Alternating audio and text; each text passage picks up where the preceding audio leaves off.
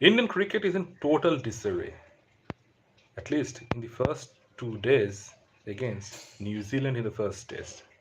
If you thought that day 2 wasn't bad enough, then the beginning of day 3 only proved that it is going from bad to worse.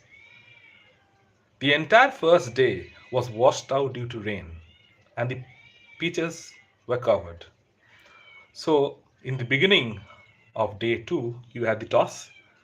Any captain would have won the toss and decided to bowl first on that pitch under those overcast conditions. But for some unknown reason, Rohit Sharma decided to bat first against a team that had already three seamers.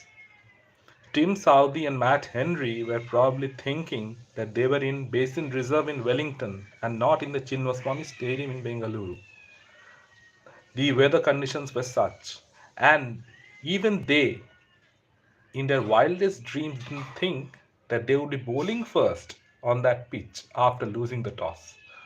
India made this huge blunder, and on conditions that were not suitable for batting in the first 1.5 hours or 2 hours in the first session, they didn't have the temperament to see that through. In Test cricket, you have to see these hard phases out. But the current Indian team lacks the kind of players with that temperament. Most of them are stroke players who don't have the patience. In situations like this, the absence of a Cheteshwar Pujara is felt even more. Like Rohit Sharma and Virat Kohli, who are both at the fag ends of their careers, whenever the situation gets tough, they somehow abandon ship and get out.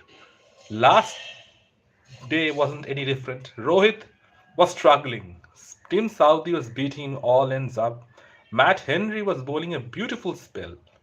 So you have to give the first few overs to the bowlers and then try to capitalize. But Rohit, who has been outstanding in the ODIs and T20 formats of the game, kind of carried that backlog into Test cricket as well.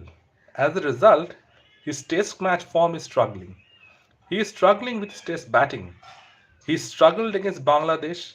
In 1 second, he is struggling against New Zealand, trying to step out and hit Tim Southee over the top, leaving his stumps exposed and getting bowled.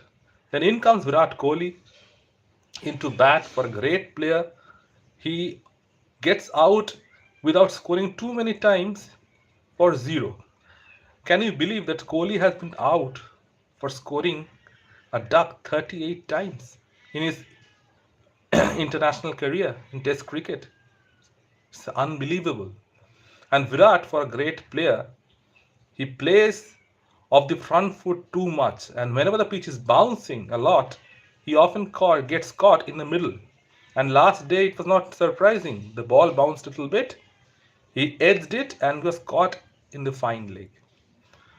And the Indian batting collapsed after that. Sarfaraz Khan, who had made plenty of runs in domestic cricket, got his chance finally. And when the team is struggling at 10 for 2, you should have the technique to wait for the loose balls and then go for it. Give the advantage to the bowler and then try and capitalize. But instead, with this modern approach of going after the bowling, Sarfaraz too tried to hit a ball that wasn't there from Matt Henry and was brilliantly caught by Devon Conway at mid-off. So India were struggling and no batter could adapt to the conditions. KL Rahul, who has been hopelessly out of form for quite some time now in every format, be it Test, be it T20, be it One Day Internationals, he hasn't performed in many years. Yet he keeps getting selected time and again. And he is taking up a spot for the youngsters. And in that pitch, he gets caught down the leg side. What a silly way to get out. And then Ravindra Jadeja, he would have probably thought he would be sitting in the dressing room and seeing that the ball is swinging. Let me not turn the face of the bat. Let me take it easy for a bit. He tries to flick one. A swinging ball of Matt Henry and gets a top edge and is caught. Indians were bowled out for 36. And for a moment, it seemed like they would repeat that performance. They would be bowled out for even lesser than 36. To their great, what may I say, great luck, they were bowled out for 46. 10 runs more than they collapsed in Australia 4 years earlier. It is the lowest total that India has ever been bowled out for. It's an absolute disaster. Rohit Sharma made a call to bat first on that wicket and it backfired. But whatever the wicket might be, however the conditions might be, this Indian batting lineup should have the technique to survive for a session and a half. If you're playing in England, if you're playing in New Zealand, you'll be playing in conditions like this against the bowling attack like this. So you can't survive 1.5 sessions against this kind of bowling attack. This is absolutely shocking. The techniques got tested and India got found out and were exposed badly. If you want to be the best team in the world, if you want to win the World Test Championships, you should perform in every conditions. And in your home conditions where you are expected to dominate, you get bowled out for 46. And then when New Zealand come into bat, all of a sudden the sun comes out and the pitch becomes conducive for batting. And Devon Conway dominates the Indian bowling lineup. He wasn't in any sort of trouble. Both him and Tom Latham played beautiful shots. The pitch had eased out. It was a bit damp in the morning because obviously for 24 hours the covers had been over the top of the pitch. So it was bound to have some uneven bounce. But the Indian team management would have expected that. Being back, having so much experience of playing cricket at home, having so much experience over the years of playing in different conditions, they should have expected this. That whenever the pitch is covered, it is bound to have some uneven bounce. We have to weather those conditions out. And unfortunately, India were bowled out for 31 overs in little more than one session. It's not even 1.5 sessions. 27 overs comprises a session roughly in Test cricket, and they were bowled out in 31.2 overs. It is just unimaginable. And if the first day was bad enough, India kind of fought back a little in the second day. They picked up 4 quick wickets and were 223 for 6 at one point of time. But then Rachin Ravindra and Tim Southee put on a partnership of over 100 runs against this Indian bowling, this famed Indian attack of Ashwin, Jadeja, Bumrah, Kuldeep. Tim Southee was batting as if he was the opening batsman in New Zealand. He was coming down the track, he was hitting Ashwin to the stands. Ravichandran Ashwin looked unbelievably flat in this test match. And Rohit Sharma also. His captaincy is usually very good, but under the pressure, he also had his bad days yesterday. Even today, his captaincy was not at all good. His field placements are not at all good. If you are conceding nearly 135 runs in a session after the opposition have lost 4 wickets, then I'm sorry, the captaincy or the bowling is not good enough. Ashwin, just before lunch, went for 15 runs in 1 over. Then Jadeja went for 13 in the next. So that's 28 of 2.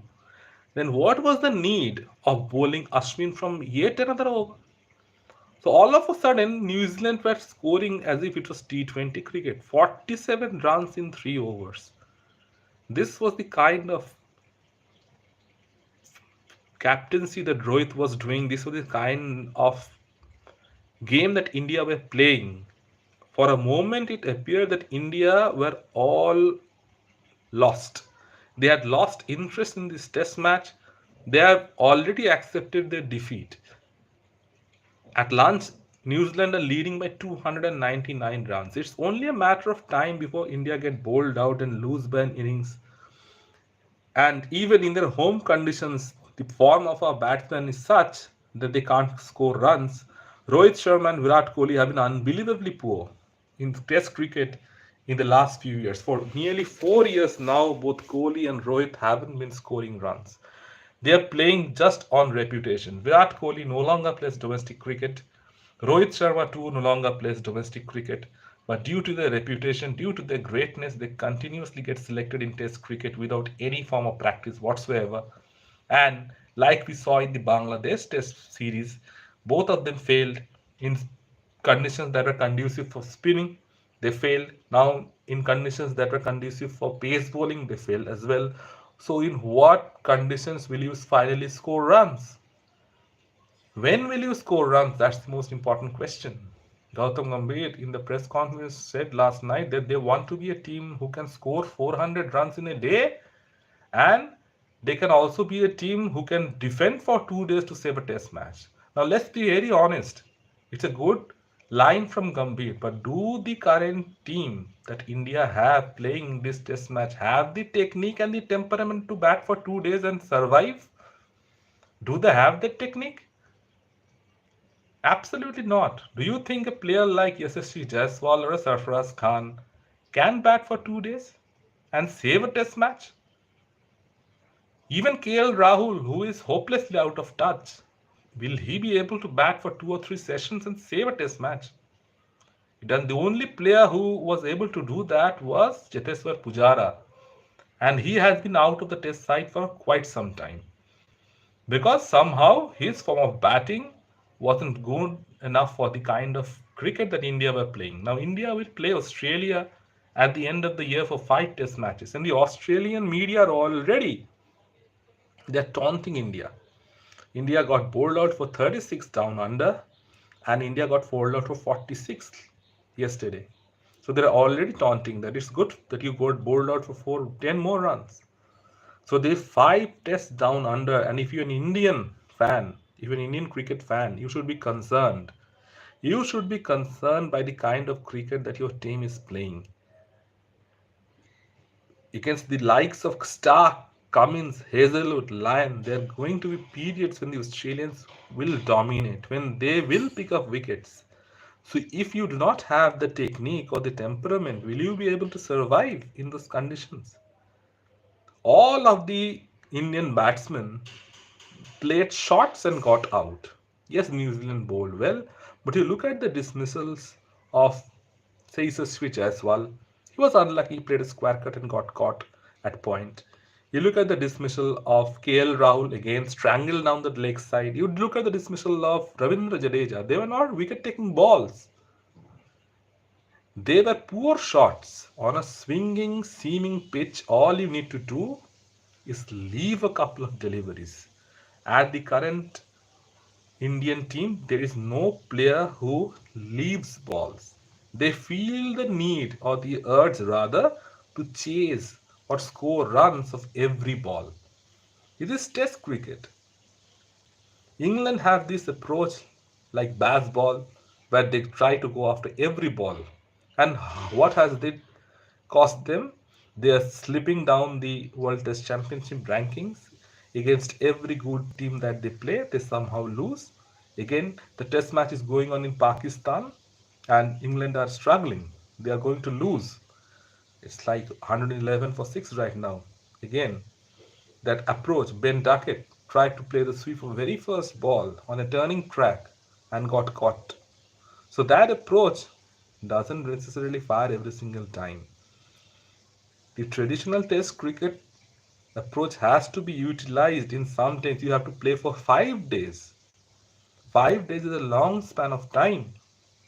You can't think that the game will get over in 2 or 3 days. You have to play for 5 days. Some hard sessions need to be played. India have lost this test match already. There is no way back from this. The pitch in where New Zealand is batting at the Chinnaswamy, it has nothing for the bowlers right now. And we are into day 3. It is absolutely flat. It has nothing for the seamers, it has nothing for the spinners. And New Zealand are already 300 runs ahead. And they would be thanking their lucky stars that Rohit Sharma decided to bat first, giving the advantage away to the Kiwis right off the bat. Not even Tom Latham in his wildest dreams would have thought that India would be batting first on that track. And even then, India's day is getting from bad to worse. Can India come back from the kind of batting that New Zealand had putting them under, kind of pressure that New Zealand putting them under? Don't think so. It's impossible after having played so poorly, after being dominated in every single session, in every facet of the game, you can't get back. Look at the New Zealand fielding. They didn't drop a single catch. And look at the Indian fielding. KL Rahul didn't even see the ball and ducked out of the way when Tom Latham edged one. That's the difference. That's the difference between India right now and New Zealand. From the highs of the highs to the lowest lows of the lows. And also, a word on the BCCI as well. Why keep on playing matches at venues where there are chances for rain? In the last series against Bangladesh, you played on tracks at Kanpur where almost the day was washed out because of the rain.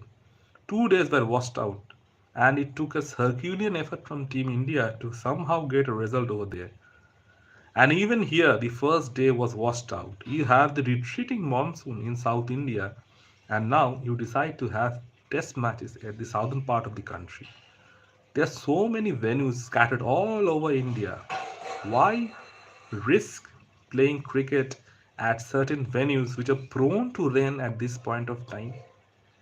If your idea, if you want to qualify for the World Test Championship finals, at least you should focus on your home matches. You should need to win all your home matches because the 5 test series down under would not be good for India. You might lose that. Yes, you have won the last 2 series in Australia, but giving the kind of form or the kind of performances that the Australians are putting right now, they have to be the favorite. And Indian batting has not fired in the last couple of years. So you have to win your home matches. And if they get abandoned due to rain, if they get if a day is washed away, for instance, if the pitch is damp and in one session your team gets bowled out, it's all the advantage to the other teams. So this should also be taken into consideration while selecting the venues. Look at how Sri Lanka played against New Zealand. They prepared turning tracks and not only little turning tracks, those were actually minefields. And Pravat Jayasuriya ran through them. Now we have Jadeja and Ashwin. Jadeja is a better version of Jayasuriya. And if we had some assistance for our spinners, this New Zealand side, isn't a great spinning side, but they were given conditions that were favorable to their style of play. We invited them over to our country and we gave them the conditions that they play in at Wellington or Basin Reserve or in Christchurch or in Hamilton. So what can you expect? That's the kind of lackadaisical attitude that that will cost India in this test and also in the test in the future. So at lunch, India are more or less out of the game. New Zealand are nearly 300 runs ahead. It's just a matter of time before India collapse. Now, the only question is, will they lose by an innings or they will have to salvage some of that pride and maybe score some runs because the pitch is still good for batting. The way Rachin Ravindra is playing, the way Tim Southee at number 8 is batting, it will put the Indian top order to shame. On that pitch, India got bowled out for 46. There is nowhere to hide. There is no place to hide from that. Unfortunately, it's a dark day for Indian cricket. Let me know in the comment section what you feel. And if you like the content, please like, share, and subscribe to the channel.